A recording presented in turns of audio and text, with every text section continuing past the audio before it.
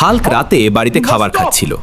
ঠিক সেই সময় এক লোক ভিতরে এসে হাল্ককে বলে, হাল্ক ভাই তাড়াতাড়ি করো, পৃথিবীতে এলিয়েন এসে গেছে, তারা আক্রমণ করছে। হাল্ক বলে, কি? তার পাশে বসে থাকা তার মা বলেন, হাল্ক বাবা তাড়াতাড়ি করো আর এই অজানা প্রাণীদের তাড়িয়ে দাও। হাল্ক বলে, ঠিক আছে মা, আমি যাচ্ছি, আমার জন্য আল্লাহর কাছে দোয়া করো। গ্রামের লোকেরা আকাশ থেকে এলিয়েনদের মহাকাশযান নামতে দেখে বলে, এটা কি? আমাদের বাঁচাও, তাড়াতাড়ি পালাও।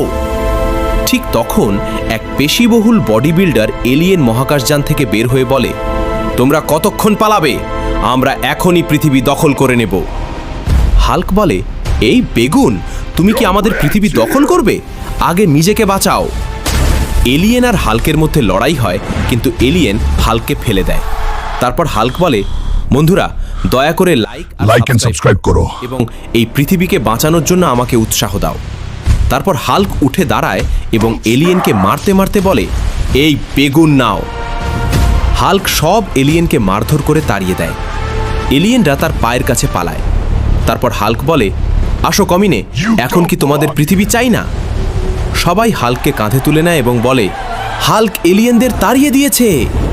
সবাই লাইক করে এবং সাবস্ক্রাইব করে।